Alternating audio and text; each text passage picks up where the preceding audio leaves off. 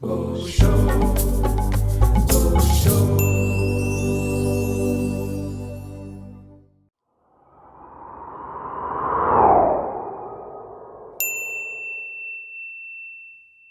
Vishrant, welcome to our program. We would like to thank you for accepting our invitation. And welcome. Thank you, Ricardo. Okay. So, first question, how did Osho come into your life and what happened next? You're going to love this story. This is a doozy. I was a publisher in Fremantle, West Australia, and I had a very successful publishing company. And I had a girlfriend who was a lovely, lovely woman, but in those days, I was an anti-drug campaigner. I put out journals against the abuse of drugs, which were distributed to every doctor's surgery in West Australia, every rehabilitation centre, and when television station wanted to talk to someone about drugs, they'd come and talk to me because I was recognised as the local expert, even though I really wasn't. But what happened is this girlfriend of mine started using heroin on the weekends, and I found out that she was doing it, and I asked her to leave, and because I didn't want to live with her because she was using heroin. I was very judgmental back in those days. And what she did is she went to her ex-husband, who was a heroin dealer who had actually been supplying her, and she told her husband that I'd actually abused her, which had never ever occurred because I've never done anything like that to a woman. Anyway, he, with his wisdom, hired two men to break my legs.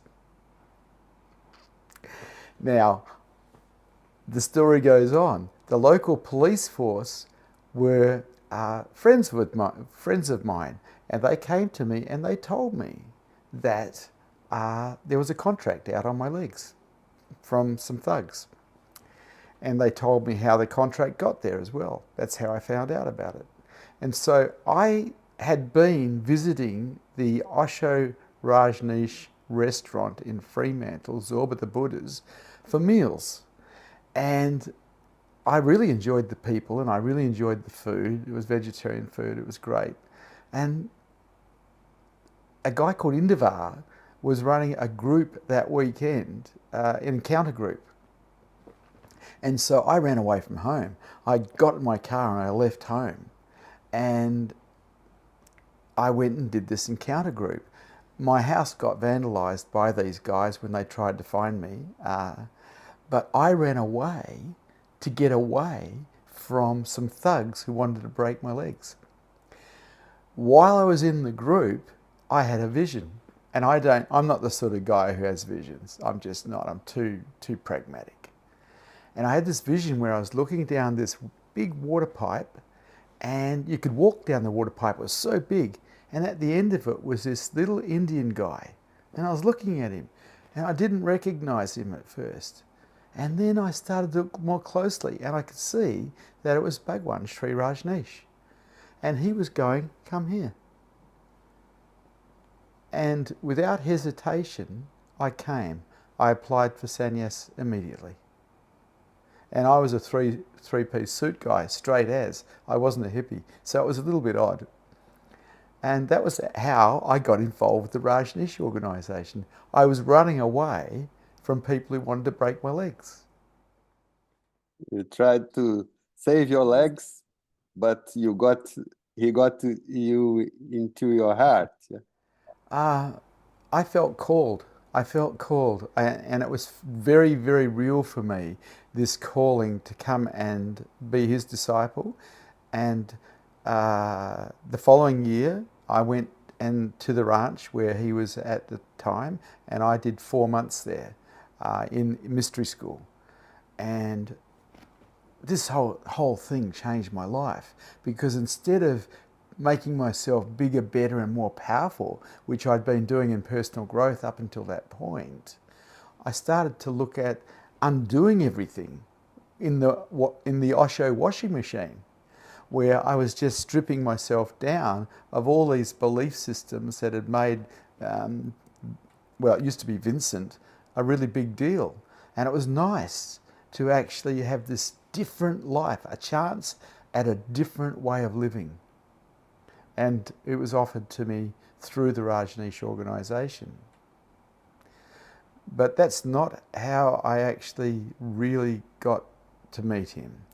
The following year, I went back after 4 months of being in mystery school. I went back again for another 4 months because I was so taken by a therapist called Tirtha. Ananda Tirtha was his name.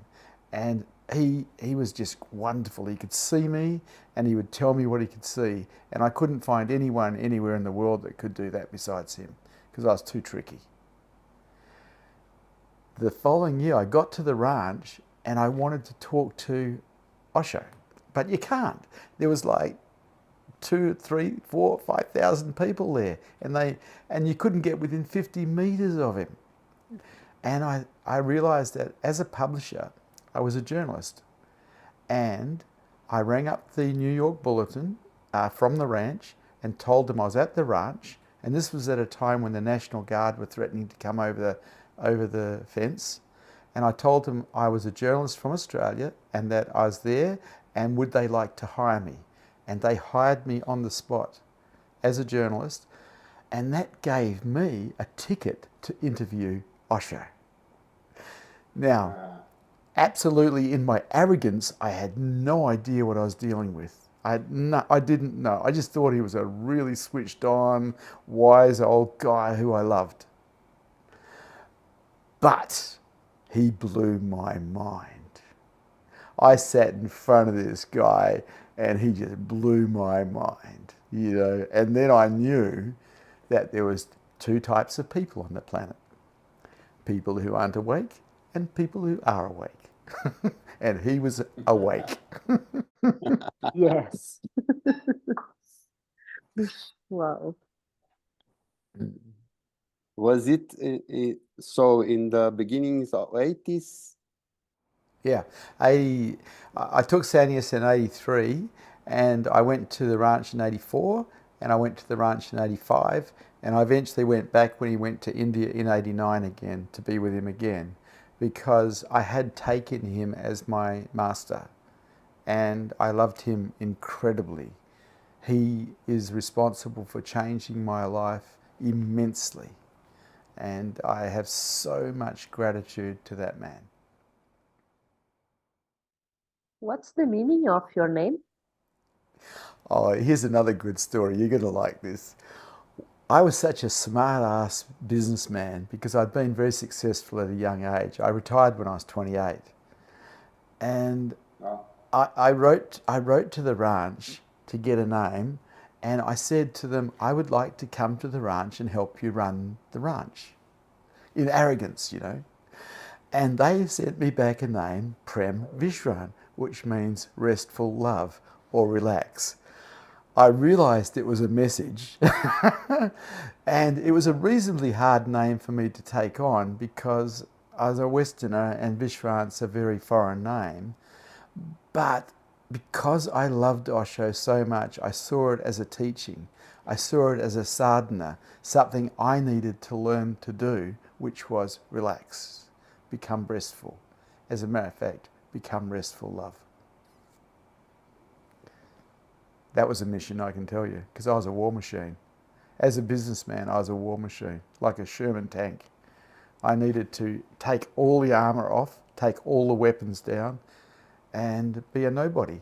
And I tell you, I couldn't do it. It just was so hard. So I eventually realised that I can't stay. After spending, I think, 5 months in Villa Volpe in Italy in 1987 with Tirtha, who now calls himself Paul Lowe, I realised I can't be in business and go for higher consciousness. I just can't because the business is against my heart. And so I came back from Villa Volpe in November 87 and I gave my whole companies to my staff because I didn't want to be connected anymore to them, and I didn't want my staff to lose their jobs if I sold it, because they'd been loyal for 9 years. And I just gave them everything, and I walked out as a bum, basically. Paid all my bills, took my shoes off, and walked around Australia as a bum, looking for my heart for 4 years, barefoot. Oh. And during that time, I learnt to become a nobody. I learnt to become someone who wasn't going anywhere, who nobody wanted to know. And in that humility, I found my heart. I found unconditional love. And that motivated me to move in a different direction, the direction of service to humanity, service to people. So I went back to school, because all I was good at was business. I was really good at making money, but that was it. I went back to school and I trained as a naturopath and a psychotherapist, so I'd have some skill levels that I could help people with.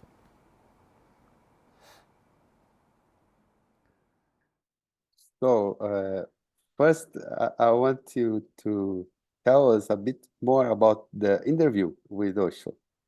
How was it for you? Okay, so I'm asking the question, and what I've realized as I'm asking the question, I'm reading it.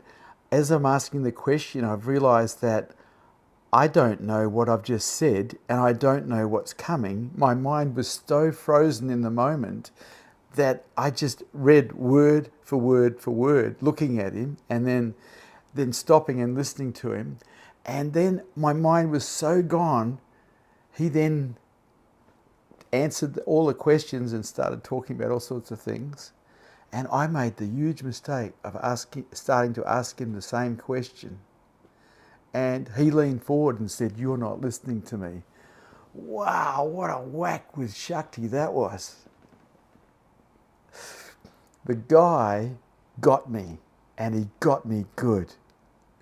I had 2 interviews with him. I never took the interview because I was absolutely shit scared to do it again. He got me. I was on camera and he got me.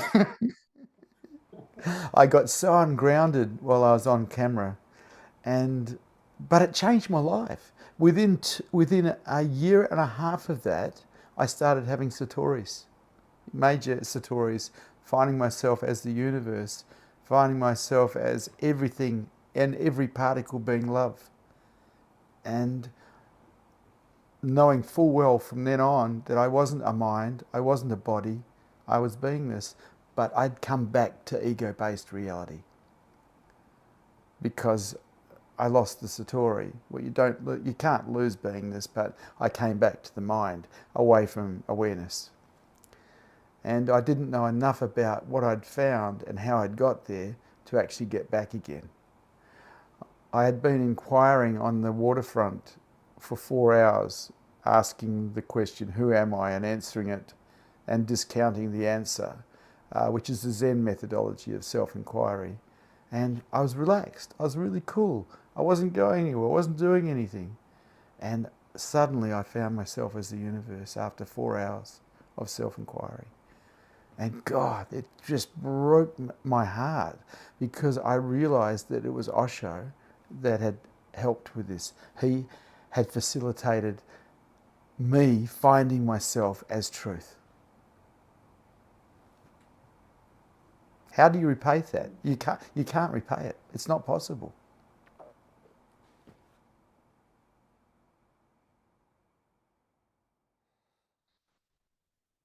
Mhm. Well, the second question you really answer, but I will ask you again. It is, could you share us? Could you share with us how was your life as a sannyasi during the different phases of Osho's work, like Rajneesh Puran, Puna 2?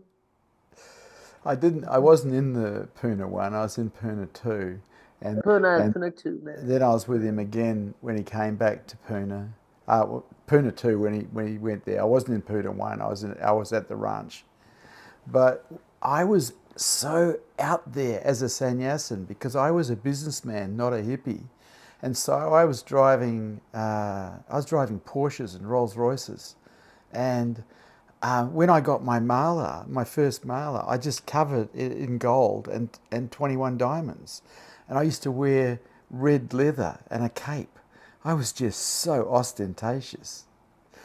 Because I was still so ego-based and so trippy, but the whole sannyas scene was a party scene, you know, like it was like, let's dance, let's party.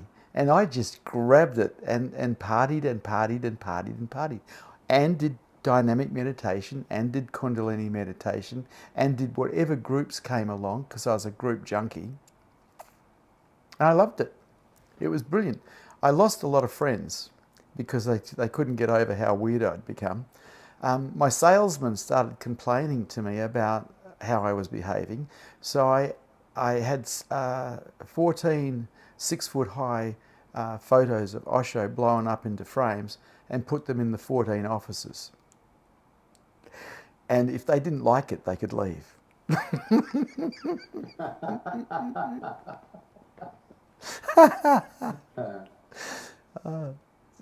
But that was the one stage of sannyas for me.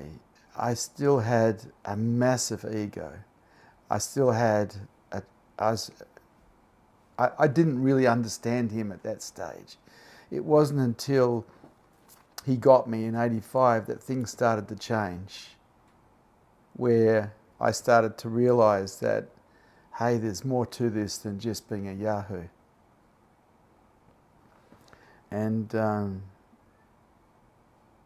my heart started to become more important to me than making money.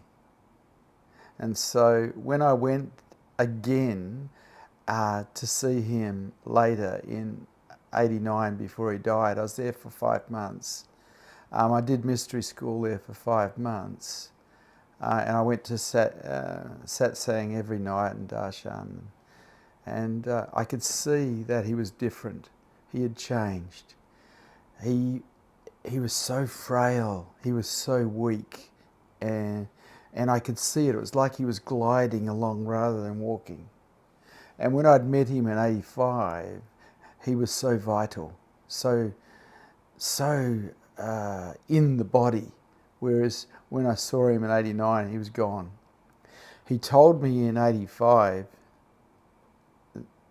that I heard in 85 that he'd been poisoned while he was in custody with radiation. And I tell you what, I believe it. I think that's exactly what happened to him. His body had it in 4 years. It had it. And he was a young man, really. And so that broke my heart as well. And so when I went back in 89 to see him, I went back very poor. I had no money. I'd already given all my companies away. So I stayed at Lakshmi Villas, and I was a bit of a bum, you know. I made money while I was there by making jewellery out of crystals and selling it to Westerners, so I could pay to get into satsang and do groups. But I could see that he was dying. He was just disappearing, you know. And I got a really bad dose of the bugs, the parasites, and I had to leave because I got so sick. So I left in December and came back to Australia. He died in February. I knew he was going to die. I could just see it, you know. Vidya had died, and it made me so sad when he eventually passed. It was like the end of the world for me, because as far as I was concerned, he was my doorway to enlightenment. There was no other doorway. He was it. And I owed him so much already for what he had shown me, and now he wasn't there anymore. I'd lost my master. As far as I was concerned, I'd lost my master. And I left the Rajneesh organisation then because I was actually there for Osho. I wasn't there really for the sannyasins. I was there for Osho.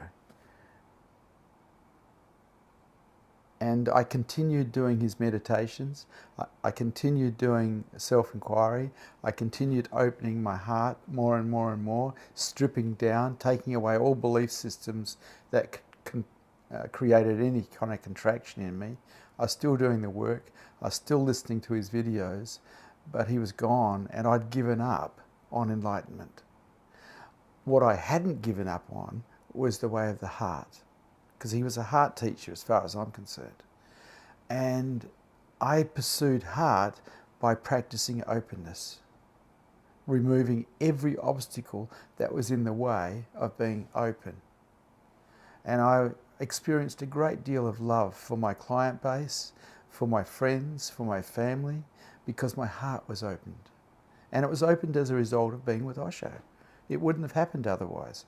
As a businessman, I was really a war machine. I was like a Sherman tank. And so it was so nice to live this way of the heart.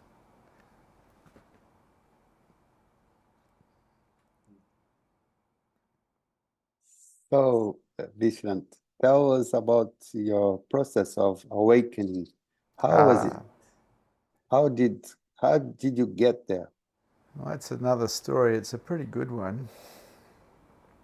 A guy called an Advaita Vedanta teacher from the East Coast was coming over to West Australia to hold a retreat down in Denmark, which is about 4 hours drive south of Perth, where I live. And I was really keen to go down there and just see what he was like, you know, because I had been studying Papaji, and Papaji unfortunately had died, but he had these disciples around the place. And Isaac Shapiro was appearing down in the southwest of West Australia. And I decided to go down, take my family, take my kids down, take my wife down, because she was a sannyasin as well, and just see what this guy's like. But before I went, and I paid for everything. I paid for everything in advance. And then I watched a video of him on YouTube, and I really didn't like him. Because I didn't think that he had it, because he was talking about relationship. And I was so used to the image of Osho, and I associated that with enlightenment, that I wasn't seeing what this guy had. And then I went down anyway, because I'd already paid for it. I ended up getting myself a seat somewhere in the auditorium. The moment he walked in the door, I woke up again. I found myself as the universe again. His energy field, his Buddha field, was enough to take me there. And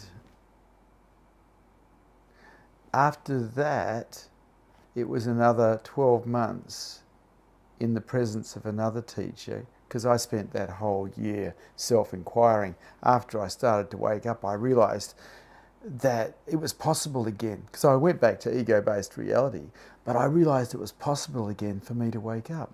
And the thirst in me grew like a fire. And any teacher that came to town that had a presence, I'd go and sit with, and I'd be with them, whatever they were doing. I'd do whatever retreat, whatever group, whatever satsang, I'd do it, and I'd be there. And I'd self-inquire. I studied Ramana Maharshi and his methodology of self-inquiry, and I took it on board. Every thought was inquired into. Who's aware? Who's aware? Who's aware? And I started to find myself being able to find beingness by myself as a result of self-inquiry. But still, I'd kept coming back as ego. I kept coming back as a somebody who thought he'd been somewhere and thought he was going somewhere and had the normal problems of life. But after a year, and I saw quite a few teachers in that year, a fellow called Vartman came to town. And he was once again holding retreats down in Denmark. And I went and did a retreat with him. And he absolutely destroyed me.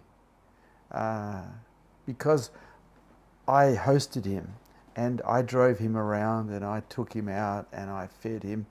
And at some point he asked me to be his chiropractor because I worked as a chiropractor, physiotherapist. And I said to him, this is one night he'd come back to my house, and I said to him, no, I have to talk to my wife about this. I can't just come to Europe and be your chiropractor. After he left the house, I was overwhelmed with grief because I felt like I'd betrayed truth. And so I drove around all night after I dropped him off at where he was staying down in Denmark. I drove out crying. I was just distraught that I'd betrayed truth. And I went to his place where he was staying at 6 in the morning, and he came out at 8. And he said, what are you doing here? And there was a whole pile of people around. And I said, I've come to tell you that I'll come to Europe and be your chiropractor. And he looked at me, and he looked at me for about a minute, just stared at me, and then said, no, I don't think so, and then walked off. And it absolutely destroyed me as an eye. It just destroyed me. It broke my back. It was like a steel worm was crawling through my heart all day long. And I surrendered to it, and I surrendered to it, and I surrendered to it. And I started finding myself more and more and more as beingness, as the everything, as the nothing. And when he went away, because that was the last day of the retreat, I found myself as the universe. I found myself as the universe without a Vishrant, without a somebody, without any sense of doing. Doership had gone. It has been like that now for 25 years. Ah,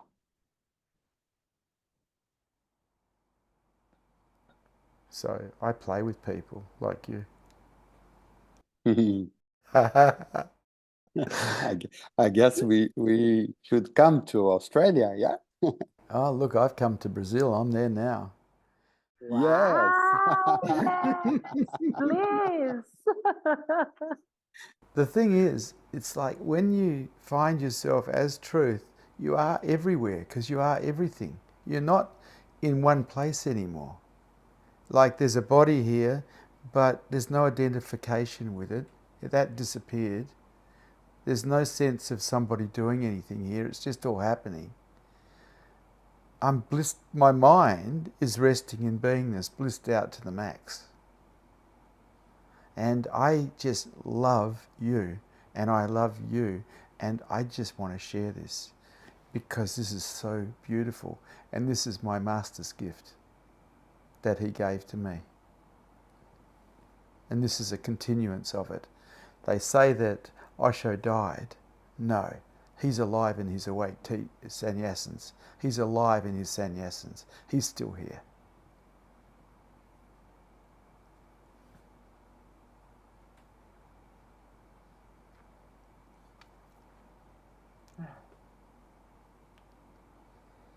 It's so beautiful to hear that because we just love Osho so much, you know?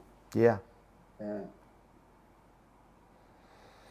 Well, we were going to do this interview in up where I live, but unfortunately we had a power outage today and we couldn't get, and the local telecom system went down. So we've had to come to Restful Waters, which is a wellness centre on 10 acres that we run, and we do run groups here.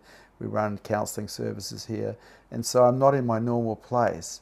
If we were in my normal place, there'd be a picture of Osho right here. Yeah. But we left that back at where we were going to do the interview at my home. He's in my heart. He's in my mind.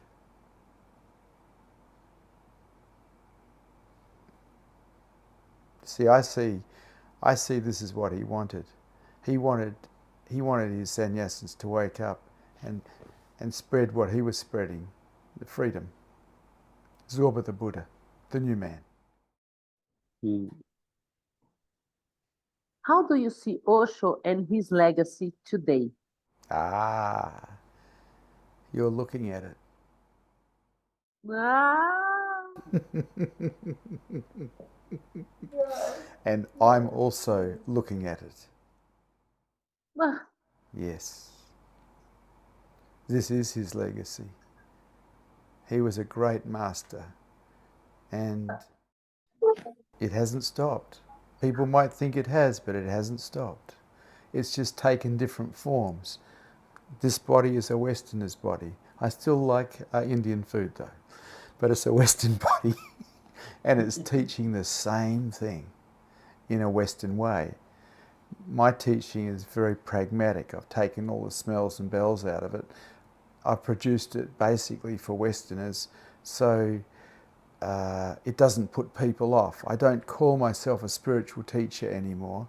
I call myself a reality teacher, because the truth is we're talking about reality. Beingness, what we truly are, is reality. I found the word spiritual to be a little bit too holy for me. I'm very pragmatic. I'm only interested in what works, and I'll only talk about my own direct experience, nothing borrowed from anyone, including Osho. So here we are. It's party time. Great, great. great. Cool. We always hear from enlightened ones saying that you should search and look for a living Buddha to continue the growth. Would you please comment about that? Yeah. If you wake up, you won't be very welcome in Pune. You see, he set up a wonderful place that would have been good for other awake sannyasins to go and teach people how to wake up, because they have a Buddha field and it'd help them. But I don't think you'd be welcome if you woke up. I'm pretty sure I'm not welcome there. When my video went up of me interviewing Osho, they removed it completely. I had to find a copy of it in Russia and put it back up again. And then they challenged the copyright on it, which I defeated them on, because I also had copyright on that video, because I was the interviewer. So I don't really agree with what's happening there. I think that Osho's legacy is still very, very alive in his sannyasins around the world.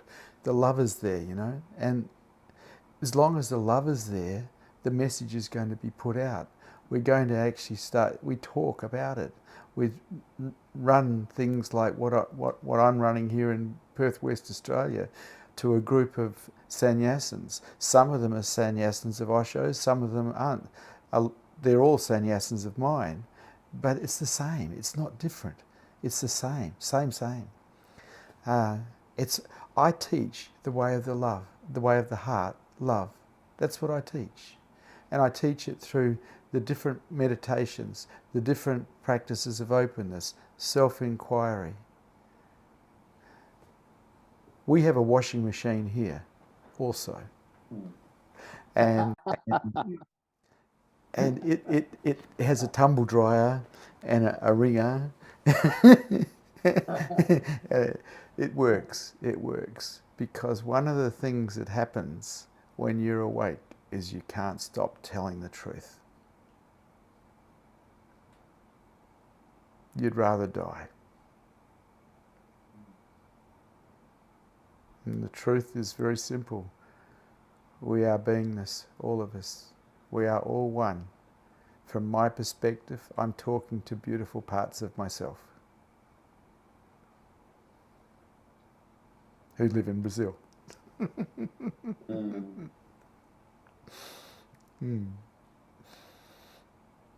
I don't know if I answered your question then. What was your question? It's about being in the presence of awakened one to continue to grow. A living Buddha. I don't think it's possible otherwise. I really don't. My experience is that I got initiated or germinated by Osho into higher consciousness. And it was the other awake teachers that supported that germination, that growth through their Buddha field. And I don't think if I hadn't had those people in my life, I would have woken up. I don't think it's possible. Because before the Advaita Vedanta teachers came, it was 8 years before they came to Perth, West Australia. I was living the way of the heart, which was a very beautiful way to live, a lot of happiness in that, but I wasn't finding beingness anymore. It wasn't until I came into their presence that I started to melt, dissolve, find myself as everything again. And I don't think it's possible otherwise. I think a awake person who has a Buddha field is a walking black hole. Everything pours into it. Everything pours into it. When I got close enough to Osho, he absolutely destroyed me because he was so powerful energetically. I rewatched the video where I interviewed him the other day and I could see he was playing with his hands. He was using mudras on me. He's a tricky master, because he knew I wasn't just an ordinary journalist. He knew I was a sannyasin. Mm. Yeah, so I don't know who you have in Brazil, who can help. Swaha, I think, is in Brazil. Is Brazil, isn't it? Yes. Yeah. Well, he's a good man. He's a very good man. I spoke to him, and he's lovely. Yeah, I've enjoyed him. Yes. But you need more of him. You need more. Yes. Just today, I'm going. He's 400 kilometers from where I am. So just after this interview, I go straight to him. There is a satsang this afternoon. One of the things that Osho didn't tell us clearly enough is that you don't survive enlightenment. You actually have to give yourself to truth. You have to give yourself in total to truth. You don't have a later. You don't have an after. It's actually your death as an I. You don't make it. And you do that because of love. In love, you'll give your life away to truth. And so the way of the heart is, in a lot of ways, a requirement to facilitate enlightenment, because it's in love that you are willing to die for truth. So you can become a light that others can see. But the thing is, you know when you get close to enlightenment that you might not survive it, that you might die as a body. You know that. And you go, yes, that too. Yes, that too. Everything for God and nothing for me. Everything for truth and nothing for me. Everything for beingness and nothing for me. It's the only deal in town. There is no other deal.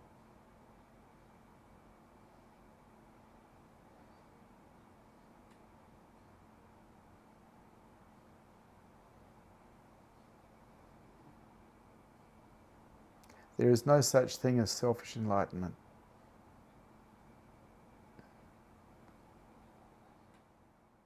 It's beautiful. We kind of blown away, but still we have 2 questions to ask you. Oh, you're so welcome. You're very welcome. You know, you're lovers of Osho. You're lovers of mine. Absolutely. Yes. We are, well, we want to get all Osho enlightened ones, to ignite other people too. So, Divya, 7.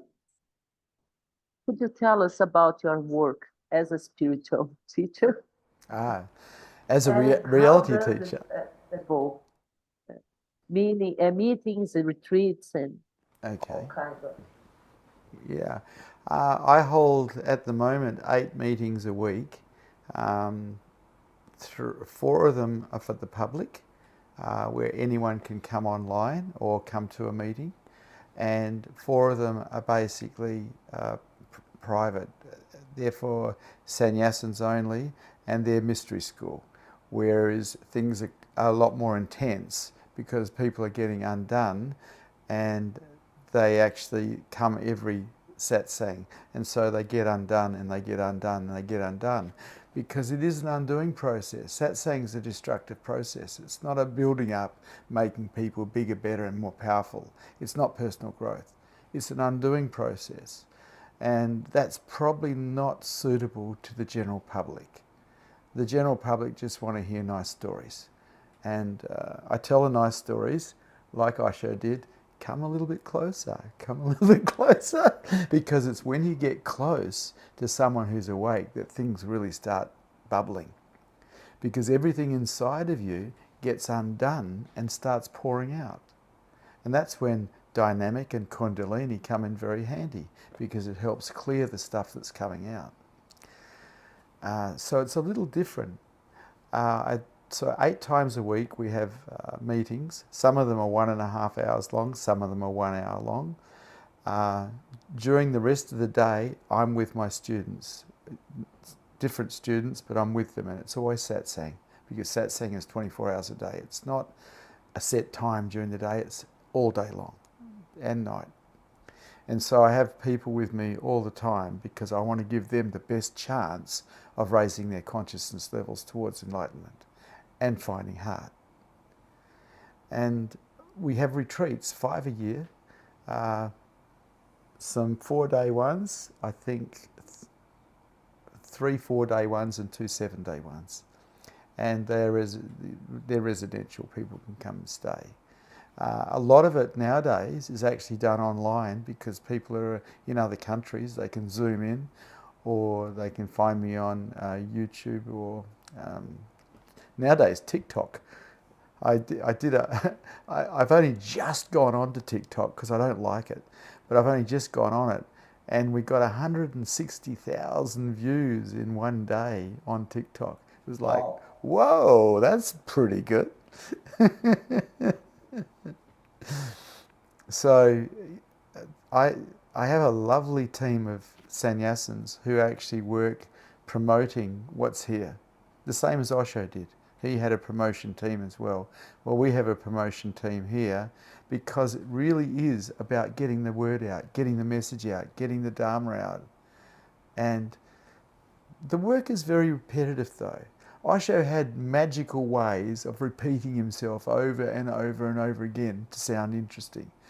All awake teachers do the same, because it really is about openness.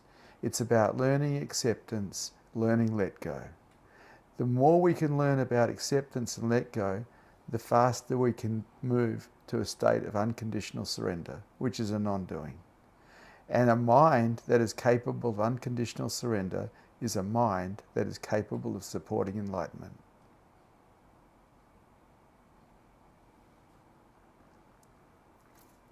So it's up to you. What do you practice? What do you practice? Do you practice let go? If you're really lucky, you're in an environment where you don't get along with people so well. Gives you a chance to really practice acceptance and let go. We all try to avoid discomfort and find comfort, but the truth is the people that really piss us off are our best teachers, because they're the ones that we can practice surrender with. They're the ones we can practice acceptance with. And so I have a great deal of gratitude to my ex-wives, because I learned more about acceptance and more about surrender by being with them than anything else.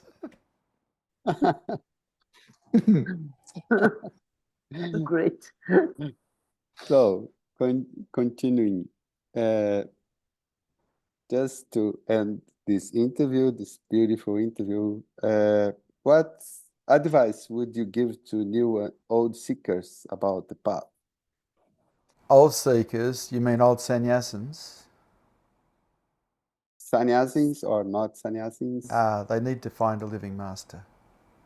Because the ego is so tricky. It is so deceitful. It's so good at surviving.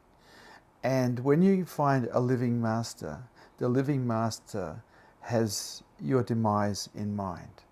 They will take you apart and take you apart and take you apart and put you in a position where you eventually surrender unconditionally.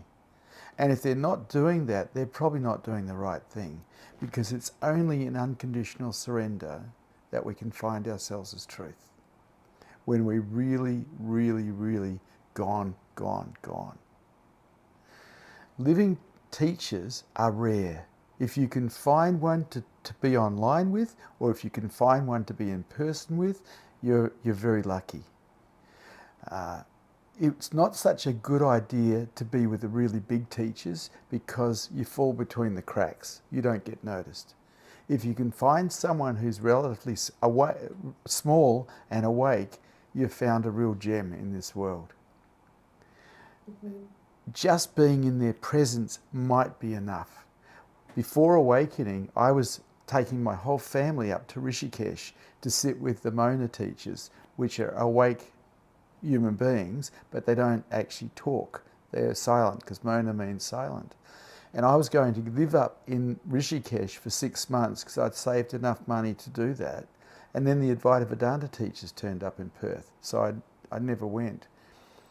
But I knew the value of a Buddha field. The Buddha field is, you just can't replace it. There's nothing that's better. If you surrender in it, you can find yourself as truth, you can find yourself as heart. If you surrender in it, everything that's inside of you that's not right will come out. But the key is surrender. The answer is always yes. Yes takes us to heaven, no takes us to hell.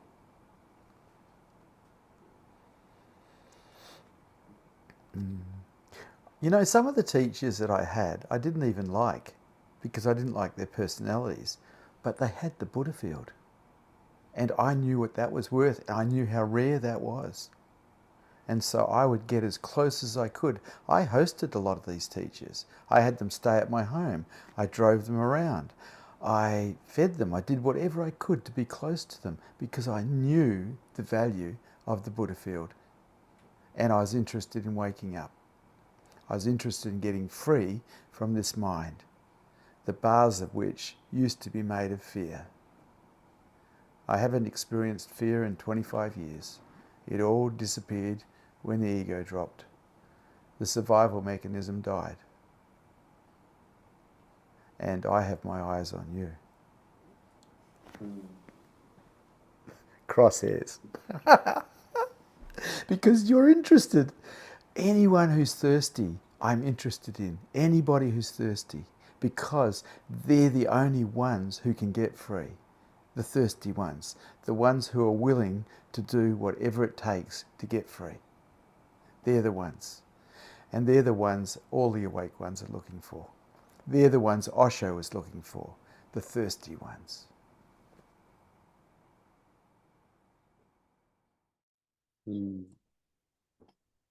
So beautiful. You're so welcome, Ricardo. You're so welcome, Divya. So welcome. My own heart. My own heart.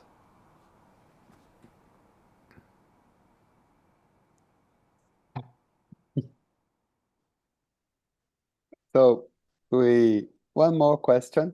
That's not a question. We always ask our guests to say one word for Osho. Love. There is no other word. Love. I have an interesting story that you could end with. Osho's birthday is on the same day as my mother's birthday. Yep, same day. And my mother wanted me to take her out to dinner. This is when Osho was still alive. I think it was 87 or something like that. And I was taking her out to dinner. She was in the Rolls Royce, because I had a Rolls Royce. And I was driving her to a restaurant, and she said, "Why are you crying?" And I said, "It's Osho's birthday too." And I am so grateful to him. And I had tears running down my face. And she said, "I want you to turn this car around and drive me home right now." She was so upset because she never agreed with me becoming a sannyasin. And so that is such a memorable moment to me of my love for Osho, the dedication, the beauty of that man, the gratitude. My mum never got, she still won't call me Vishrant. 40 years down the track, she still calls me Vincent. It's like, no. But, you know, she's my mum, so I can't stop her. So you may call me Abiru instead of Ricardo. Abira, Yes. Abiru. Abiru, What does yes. Abiru mean? Fearlessness. Of course, Abiru. Yes, that's similar to Abai. Abai is also Yes. fearless. I Or think it's the same root, yeah. Yes, yes, yes. Two of my sannyasins, one's called Abaya and the other's called Abai. And they're two of my sannyasins, fearless. And the reason they were given those names is because I could see in them that they were letting fear rule their lives too much. And I gave them the name as a sadhana so they wouldn't serve fear so much. They'd actually look at it and step through it instead of serving it. So Abira, I don't know if that's Abiru. I don't know if that's appropriate or not, but there you go. Yes, yes. So Vishrant. Divya is the name of a friend of mine who was a sannyasin of mine who died last year. And she was an older lady, and I loved her so much. So it's nice to see the name Divya again. Yeah. It's celestial, né? The meaning is celestial. Yeah.